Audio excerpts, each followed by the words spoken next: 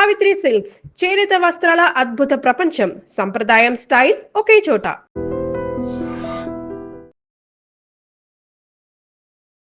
నమస్తే, welcome to I dream. నేను వలి. ప్రస్తుతం నాతో పాటు స్టూడియోలో ఉన్నారు అనలిస్ట్ కృష్ణకుమార్ గారు. మేడంతో మాట్లాడదాం. మేడం నమస్తే. నమస్తే మేడం, మంగ్లీ కేసు రోజుకొక కొత్త మలుపు తీసుకుంటోంది. ఆమె అయితే బయటికి రావట్లేదు. ఆ రోజు అడ్వకేట్ మీద కేసు పెట్టినప్పుడు ఆమె చాలా స్పష్టంగా చెప్పింది, బాధితుల పక్షాన్ని నేను కూడా ఉంటా, బాధితులు రోడ్ల మీదకి వస్తామన్నారు, నాకు చాలా బాధ కలుగుతోంది, అసలు వీళ్ళందరి వల్లే నేను ఈ స్థాయికి వచ్చాను, ఏ ఒక్క బాధిత నష్టపోకూడదు అని చెప్పి మాట్లాడింది. కానీ ఆ తర్వాత నుంచి కనపడటం మానేసింది. ఆమె దుబాయ్లో ఉందా, ఢిల్లీలో ఉందా, లేదంటే హైదరాబాద్లో ఉండి తప్పించుకుంటుందా కూడా ఎవరికి అర్థం కావట్లేదు. మన ప్రెస్ క్లబ్లో నేను కూడా వెళ్ళాను. బాధితులు కన్నీళ్ళు పెట్టుకుంటా ఉన్నారు. లక్షల లక్షలు కోట్ల రూపాయలు ఇచ్చాము, మొహం చాటేశారు అని చెప్పేసి మాట్లాడుతూ ఉన్నారు. ఎలా చూస్తారు? ఇప్పుడు మంగ్లీ ఒకటే కాదండి, మంగ్లీ తమ్ముడు, చెల్లెలు ఎవరు కనిపించట్లా, ఫ్యామిలీ కనిపించట్లా. అయితే ఇక్కడ మనం గమనించాల్సింది ఏంటంటే, బాలాజీ నాయక్ అని ఒక అతను ఉన్నాడు. 2 నెలల క్రితం 3 నెలల క్రితం అతని ఇంటికి నిప్పు పెట్టారు బాధితులు. ఆ బాలాజీ నాయక్ ఈ రమావతి మధు ఇద్దరు కజిన్ బ్రదర్స్. ఇప్పుడు అతనిని ఆదర్శంగా తీసుకుని ఈ రమావతి మధు దీంట్లోకి దిగాడు. దిగి ఇతను కలెక్ట్ చేశాడు. అయితే ఎవరెవరు ఉన్నారు ఇతనికి సహాయంగా అంటే, పాత స్నేహితుల్ని, కొత్త స్నేహితుల్ని, అట్లాగే మంగ్లీ తమ్ముడిని, మంగ్లీ చెల్లెల్ని, చెల్లెలకి కాబోయే భర్తని వీళ్ళందరూ కలిసి చేశారు. అన్నీ ఒక్కొక్కటి. మంగ్లీ నాకు ఎంత సంబంధం లేదు దీంతో అన్న, ఈవిడికి సంబంధం ఉంది, ఈవిడికి అంతా తెలుసు. ఇప్పుడు ఈమెకి డైరెక్ట్గా అందులో ఏమో ఒక డైరెక్టరో లేకపోతే ఈమెమో అకౌంట్లోకి డబ్బులు బాధితుల నుంచి పడకపోవటమో లేకపోవచ్చు, కానీ ఇది మొత్తం ఈమెకి తెలుసు అనే దానికి చాలామంది చెప్తున్నారు తెలుసు అని. దీన్ని అయితే దాచిపెట్టలేరు. ఇది కాదనలేని సత్యం అయిపోతుంది. మరి ఈ పరిస్థితుల్లో అసలు ఫస్ట్ నాకు మధు ఎవరో తెలియదు అన్నది, తర్వాత ఏమో ఫోటో దిగారంట కదా అండి, ఏమండి ఫోటోలు ఎవరితో దిగమండి ఫోటోలు అంది. తర్వాత వాళ్ళు కట్టుకునే ఇంటి ముందు మీరు ఫోటో దిగారంట అంటే, దాన్నే ఉంది, గుర్తుగా ఫోటో దిగుదాం అక్క అన్నాడు, దిగామన్నది. ఇవన్నీ అయిపోయిన తర్వాత డబ్బులు లెక్క పెట్టిన ఇల్లే మీదేనా అంటే మాదే అంది. మరి మీ ఇంట్లో డబ్బులు లెక్క పెడితే మీకెట్టా తెలీదు అని అంటే, ఏముంది నేను ఇల్లు అమ్మేశాను మధుకి, కానీ రిజిస్ట్రేషన్ అవ్వలేదు అని పెట్ట కథలు చెప్పుకుంటా వచ్చింది. ఇప్పుడు చెప్పడానికి ఏమీ లేదు. పైగా ఇంకోటి, బాధితుల తరఫున పోరాడతానంది. అది చేసే దమ్ము లేదు. ఎందుకు అంటే, సరే ఎవరో సంగతి ఎందుకు, బాధితుల తరఫున ఏం పోరాడతావులే కానీ మీ తమ్ముడిని మీ చెల్లెల్ని అప్పచెప్పు అంటే, ఈమె చేతులతో ఏమీ తీసుకెళ్ళి, ఆమె ఏమీ పెద్ద ఏమంటారు నిజాయితీ పరురాలైన పోలీస్ ఆఫీసర్ కాదు. నా ఇంట్లోనే దొంగలు ఉన్నారా, ఈ దొంగలను చూసి నేను భరించాలా, నా వృత్తికి నేను ఎట్లా అన్యాయం చేస్తానని సినిమాల్లో లాగా బయటికి తీసుకొచ్చి నుంచోబెట్టి, ఇదిగో నా తమ్ముడు చెల్లెలు మీకు ఇచ్చేస్తాను, మీకు నచ్చినట్టు చేసుకోండి అనే ఉద్దేశం ఆమెకు లేదు. అందుకే బాధితులు లేదు, వాళ్ళ తరఫున పోరాటం లేదు. ఇప్పుడు మీరు ఆమెను ఇంటర్వ్యూ చేయాలంటే మీకు దొరుకుద్దామే? ఆ రోజు దొరుకుతుంది కాబట్టి చెప్పింది, ఆ మాట చెప్పి తప్పించుకుంది. ఇప్పుడు ఆమె అసలు మీకు ఎవరికీ కనిపించే అవకాశం లేదు. అంత సుదూర తీరాల్లో ఆమె సేద్దేరుతుంది. అయితే ఇవి బర్త్డే పార్టీ జరిగింది కదా మేడం, మధ్యలో దొరికినాయి.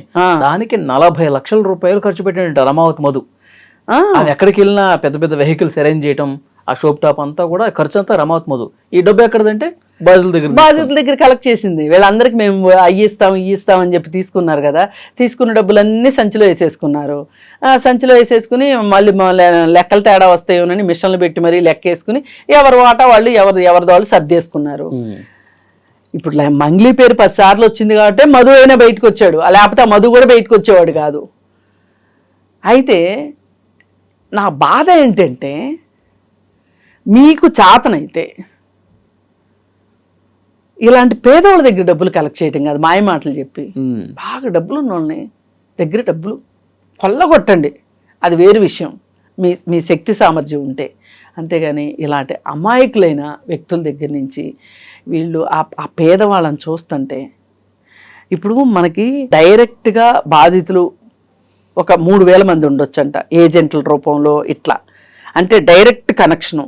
కానీ ఈ ఇండైరెక్ట్ కనెక్షను దగ్గర కనీసము ఒక 1,00,000 మంది అయినా ఉండొచ్చు అంట.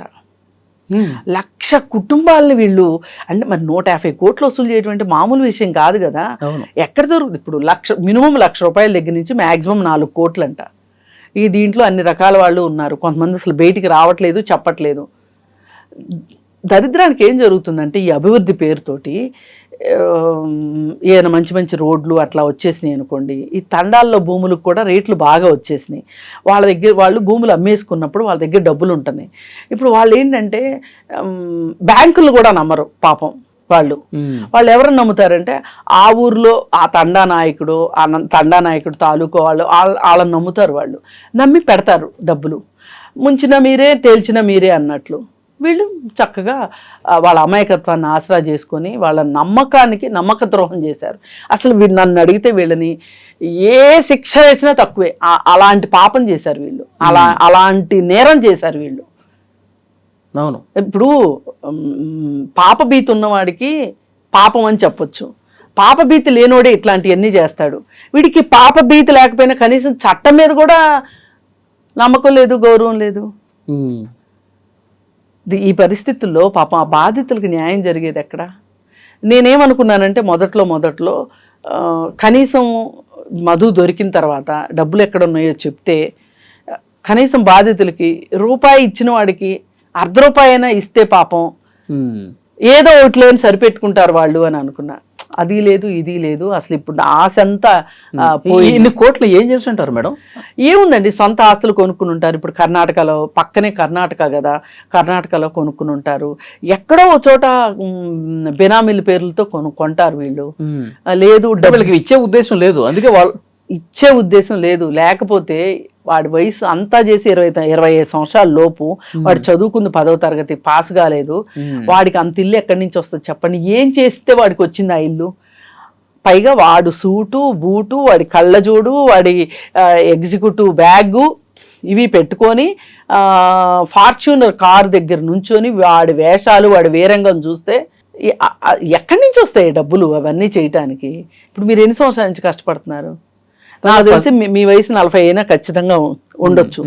ఇన్ని సంవత్సరాల నుంచి కష్టపడుతుంటే మీరు ఎంత సంపాదించగలిగారు? తినటానికి, ఉండటానికి, పిల్లల్ని చదివించుకోవడానికి సరిపోతుంది. అంతే. సొంత ఇల్లు కొనుక్కోవడం కూడా కష్టం అండి. వాళ్ళ హైదరాబాద్లో మాదిరిగా ఉద్యోగం చేసేవాళ్ళు భార్యాభర్త ఇద్దరు పెద్ద ఉద్యోగాలు ఏమన్నా ఉంటేనో, లేకపోతే ఊర్లో ఏమన్నా ఆస్తులు అమ్ముకుంటేనే ఇల్లు వస్తున్నాయి తప్పితే హైదరాబాద్లో ఇల్లు కొనుక్కునే పరిస్థితి లేదు. ఇవాళ సామాన్యులు బతికే పరిస్థితే లేదు. అట్లాంటి పరిస్థితుల్లో వీళ్ళకి ఇన్ని వేషాలు ఎక్కడి నుంచి వస్తున్నాయి? ఇన్ని వేషాలు వేయటానికి వీళ్ళని ఏమంటే పాపం, అసలు ఏమన్నా పాపమే లేదు అసలు వీళ్ళని. ఇప్పుడు ఒకటి, వీళ్ళు చట్టాల్లో లొసుకులు బాగా నేర్చుకున్నారు. ఆర్థిక నేరాలకి ఏం పడతాయిలే శిక్షలు అనే ఒక ధీమా ఒకటి. జైల్లో ఉంటాము, వస్తాము, ఏమవుద్దంట జైలుకి వెళ్తే? పైగా ఈ మధ్య కొత్త ఇది, జైలుకి వెళ్తే రాజకీయాల్లో పదవులు వస్తాయని నేర్చుకుంటున్నారు ప్రతి వాళ్ళు, మాట్లాడుకుంటున్నారు.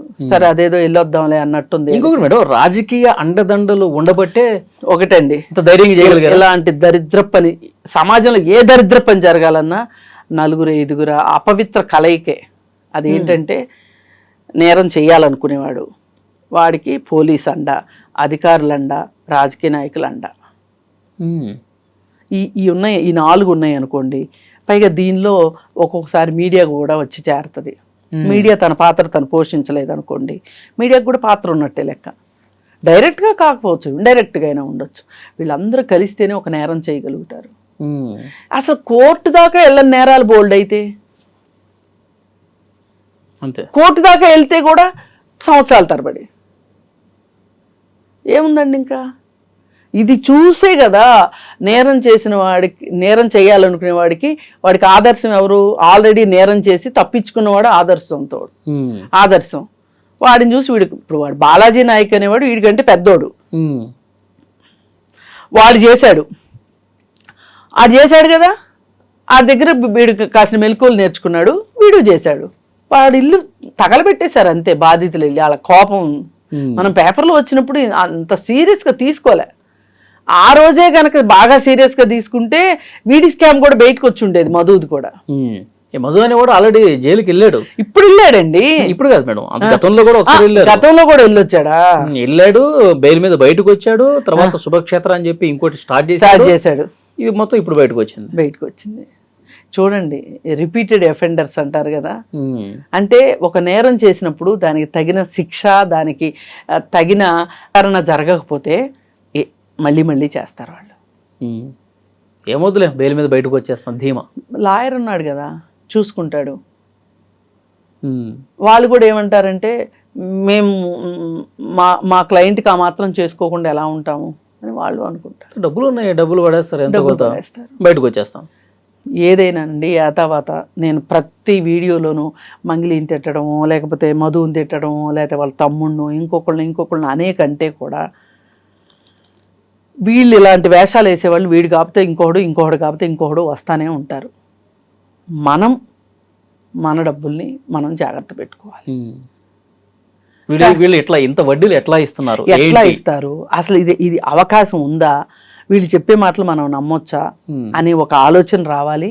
అంతగా డబ్బులు ఉంటే వీళ్ళు చేయాల్సింది ఏంటంటే, మొదటగా ఏ పోస్ట్ ఆఫీస్లోనో ఏ ఎల్ఐసిలోనో సింగిల్ పాలసీలు ఉంటాయండి. ఎల్ఐసివి మనకు 5 సంవత్సరాల తర్వాత డబ్బులు అవసరం అనుకోండి, 5 సంవత్సరాలకే పాలసీ చేసుకోవచ్చు, 5 సంవత్సరాల తర్వాత డబ్బులు తీసుకోవచ్చు. నువ్వు నీ బ్యాంక్ అకౌంట్ కనుక నెఫ్ట్ చేసేస్తే ఎల్ఐసి ఆఫీస్కి వెళ్ళి, నువ్వు ఎల్ఐసి ఆఫీస్కి కూడా మళ్ళీ వెళ్ళక్కర్లా, నీ అకౌంట్లోకి నీ డబ్బులు నడుచుకుంటూ వచ్చేసేస్తాయి. నెఫ్ట్ చేసేస్తారు. ఏదైనా నెఫ్ట్ చెయ్యకపోతే ఎల్ఐసిలో డబ్బులు ఆగిపోతాయి, కానీ నెఫ్ట్ చేస్తే మటుకు ఎల్ఐసిలో డబ్బులు ఆగవు, వచ్చేస్తాయి అంతే మన అకౌంట్లోకి. ఇదివరకు మన బాండ్ పుచ్చుకొని మెచ్యూర్ అయిన తర్వాత వెళ్ళి ఎల్ఐసి ఆఫీస్కి వెళ్ళి డబ్బులు తెచ్చుకోవాల్సింది. నేను ఎందుకు ఇంత చెప్తున్నానంటే, మీకు వడ్డీ తక్కువ వచ్చినా మీ అసలుకి మోసం జరగదు. ఇప్పుడు వడ్డీ పోయింది, అసలు పోయింది, రోడ్ల మీద పడ్డారు. ఇప్పుడు పోస్ట్ ఆఫీస్లో పెట్టుకోండి, లేదు ఎస్బీఐ లాంటి బ్యాంకులో డిపాజిట్ చేసుకోండి, ఫిక్స్డ్ డిపాజిట్ చేసుకోండి. ఇప్పుడు మన అమ్మాయి పెళ్ళికి 5 సంవత్సరాల తర్వాత అమ్మాయి పెళ్ళి, లేదు ఇంకోటి, లేదా అమ్మాయి చదువు ఉంది, ఇవాళ మన దగ్గర డబ్బులు వచ్చినాయి, ఎవరో ఏదో చేతిలో పెట్టే బదులు డబ్బు చెయ్యి జారిందంటే మటుకు మళ్ళీ మన చేతిలోకి రాదు. ఇది బండ గుర్తు రాసి పెట్టుకోవాలి ఎవరైనా సరే. మరీ అంతగా ఉంటే బంగారం కొనుక్కోండి, ఇది కాదు అనుకుంటే 2 సంవత్సరాలకి ఫిక్స్డ్ వేసుకోండి. కానీ మనకేమో ఆశ, ఇది పోగొట్టుకుంటే దురాశ దుఃఖమునకు చేయటం అనేది ఎందుకే. అందుకని దయచేసి మీ డబ్బులు మీరు జాగ్రత్త పెట్టుకోండి. మనము మధ్యతరగతి వాళ్ళము, దిగువ మధ్య తరగతి వాళ్ళము అంటే మన దగ్గరికి మళ్ళీ డబ్బులు రావు. జీవితంలో ఎప్పుడో ఒకసారే వస్తాయి. ఏదైనా ఆస్తి అమ్ముకుంటేనో, లేకపోతే ఏదైనా చిట్టి వేసుకుంటేనో, లేకపోతే వస్తాయి. ఆ వచ్చిన డబ్బులు జాగ్రత్త చేసుకోండి. చూద్దాం మేడం, కేసు ఇంకా ఎట్లా ఉంటుంది, మళ్ళీ ఎప్పుడు బయటకు వస్తుంది, పోలీసులు ఇన్వెస్టిగేషన్ ఎట్లా చేస్తారు, మాట్లాడదాం. Thank you.